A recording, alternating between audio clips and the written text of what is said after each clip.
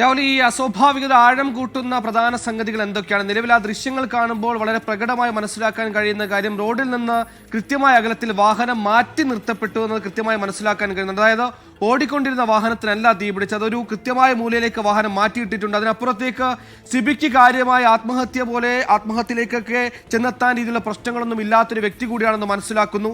അതിനപ്പുറത്തേക്ക് വാഹനത്തിന്റെ ഒരു പ്രിസൈസായ ഒരു നിശ്ചിത ഭാഗത്ത് മാത്രം തീ പിടിച്ചതിലടക്കം അസ്വാഭാവികത ഉണ്ട്. ഇതൊക്കെ തന്നെയാണോ ഈ സംഭവത്തിൽ അസ്വാഭാവികത ആഴം കൂട്ടുന്നത്, രാഹുൽ?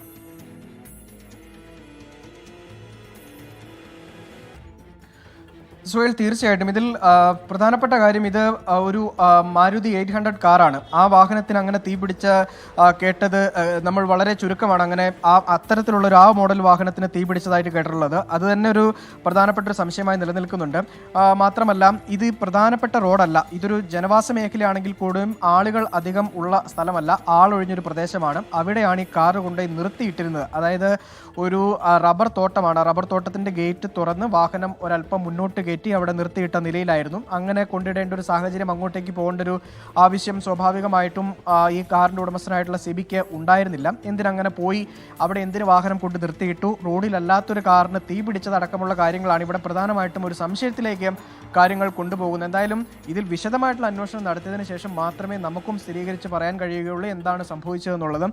ചില സൂചനകളൊക്കെ ലഭിക്കുന്നുണ്ട് എങ്കിൽ കൂടിയും അതിൽ ഒരു വ്യക്തത വരാതെ നമ്മൾ അത് സ്ഥിരീകരിച്ച് പറയുന്നത് ശരിയല്ലാത്തത് കൊണ്ട് മാത്രമാണ് ഇപ്പോൾ നമ്മൾ ഒരു സംശയാസ്പദമായ സാഹചര്യം. തീർച്ചയായും കൂടുതൽ അനുമാനങ്ങളിലേക്ക് നമ്മൾ കിടക്കേണ്ട സമയമായിട്ടില്ല. ഇപ്പോൾ രാഹുൽ, അവിടെ നടക്കുന്ന പ്രധാനപ്പെട്ട നടപടിക്രമങ്ങൾ എന്തൊക്കെയാണ്? ഈ വാഹനത്തിൽ പോലീസിന്റെയും MVDയും അടക്കം പരിശോധന തുടങ്ങാറായിട്ടുണ്ടോ?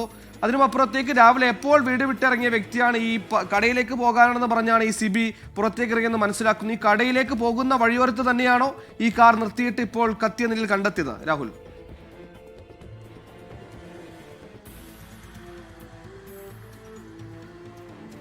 ഇത് കടയിലേക്ക് പോകുന്ന സ്ഥലത്തല്ല.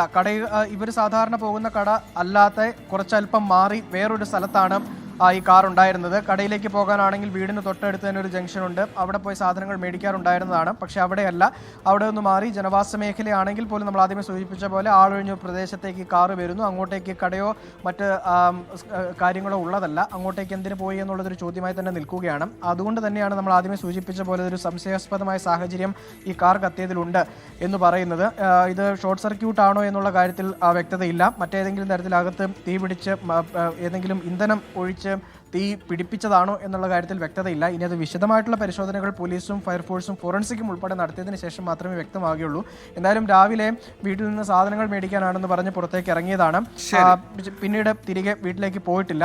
രാവിലെ ഇറങ്ങിയ സിബി അതേ കാറുകൊണ്ട് തന്നെ ഈ ആളൊഴിഞ്ഞ പ്രദേശത്തേക്ക് നരികുഴി എന്ന് പറയുന്ന, എന്തായാലും അസ്വാഭാവികതകൾ ഏറെയുണ്ട്. രാവിലെ കടയിലേക്കാണെന്ന് പറഞ്ഞ് ഇറങ്ങിയതാണ് സിബി. പക്ഷേ കടയിലേക്ക് പോകുന്ന വഴിയല്ല കാർ ഇപ്പോൾ കത്തിനിൽ കണ്ടെത്തിയിരിക്കുന്നത്. അതിനപ്പുറത്തേക്ക് ഓടിക്കൊണ്ടിരുന്ന കാറിനല്ല തീപിടിച്ചത്. കാർ കൃത്യമായ ഒരു അകലം പാലിച്ച് ഒരു വശത്തേക്ക് മാറ്റി നിർത്തി അവിടെ കിടന്നാണ് കാറിന് തീപിടിച്ചിരിക്കുന്നത്. കാറിന്റെ തീ കത്തിയ ഘടനയിലും അടക്കം ഒരുപാട് സംശയങ്ങൾ വരുന്നു. അതിനും അപ്പുറത്തേക്ക് കാര്യമായ പ്രശ്നങ്ങളോ ആത്മഹത്യയിലേക്ക് നയിക്കാൻ പാകത്തുള്ള പ്രശ്നങ്ങളൊന്നും ഉള്ള ആളല്ല സിബി എന്ന് കൂടി നാട്ടുകാർ പറഞ്ഞു വെക്കുന്നു. അസ്വാഭാവികതകൾ ഏറെയുണ്ട്, കൃത്യമായ അന്വേഷണം നടക്കേണ്ടതുണ്ട്. പോലീസിന്റെയും MVDയും അടക്കം പരിശോധന ഉടൻ തന്നെ അവിടെ ഉണ്ടാകും.